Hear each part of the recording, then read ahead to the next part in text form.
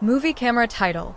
She thought I'd never find out, but I watched her fall apart. Help me reach 1,000 subscribers. I tell my audience, voice steady but heart burning.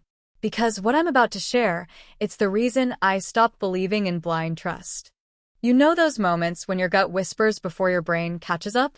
That's where my story begins. Not with proof, but with a pulse that wouldn't calm down. I started noticing the little fractures first. She'd smile at her phone in that half-smirk she used to save for me.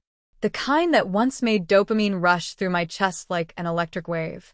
Now it just felt cold, clinical, like watching my own heartbeat slow down.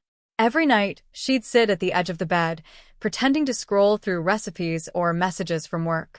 But her eyes, they never softened. They sharpened, like she was texting someone who made her feel alive again. Someone who wasn't me. I told myself it was stress, that the distance was temporary. But deep down, the amygdala in my chest was already firing, screaming danger, loss, betrayal. When you've built your world around someone, suspicion feels like an illness, spreading through your bloodstream, numbing logic. I remember her perfume changing. It wasn't the floral scent I bought her on our anniversary. It was something darker, muskier, too bold for her usual taste. And she wore it every time she went to meet her cousin. One night, after she left for dinner with friends, I sat in silence and listened. The clock's ticking felt like a countdown. My body was tense, my pulse rising with every passing minute. When she finally returned, her lipstick was smudged, but her excuses weren't. Traffic, she said. I nodded. Because sometimes silence tells you everything words can't. I decided I wasn't going to ask anymore. I was going to see. The next week, I followed her. Not like in movies, no trench coat or sunglasses. Just my quiet resolve. My body was calm, but my hands trembled like my nervous system couldn't decide between fight or freeze. She parked 3 blocks from the restaurant she claimed to be at. I waited. Watched her step out of the car, her face lit with that specific joy you can't fake, the kind that used to be mine. Then I saw him. Tall, easy grin, leaning close enough to touch her hair without actually doing it.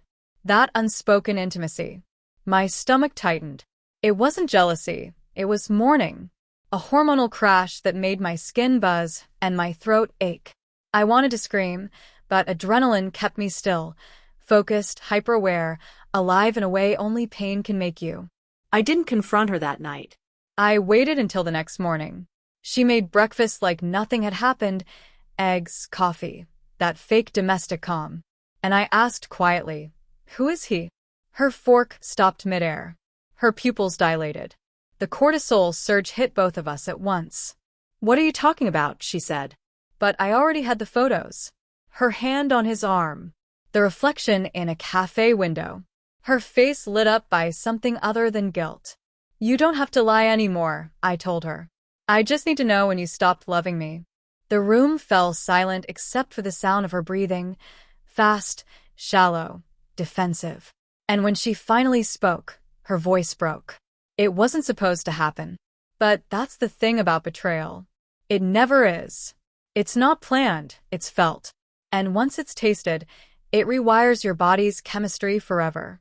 After she left, the house echoed. The smell of her perfume still lingered, molecules of memory hanging in the air like static. I thought about forgiveness, about how oxytocin and memory sometimes trap us in cycles of what-ifs. But healing isn't chemical, it's brutal, slow reprogramming of the heart. I spent weeks sitting in silence, letting my nervous system detox from her presence. Every time I saw her name pop up on my phone, my chest tightened, dopamine and grief, still trying to coexist. I didn't answer. Not once. Then one night, I walked past the mirror and didn't recognize myself. Not the hurt, not the anger, just the absence. The clean kind. The kind that meant survival. So I recorded this story, not to shame her, but to remind anyone watching. You don't lose yourself when someone cheats. You find the version of yourself who finally refuses to beg for love. And if you've ever been there, in that hollow place between rage and relief, I want you to know something. It gets quiet. And in that quiet, your heartbeat becomes your own again. If my story resonated, help me reach 1,000 subscribers. Because somewhere out there, someone's still trying to make sense of betrayal, and maybe this helps them see they're not alone. Thanks for watching, and don't forget to subscribe for more stories like this.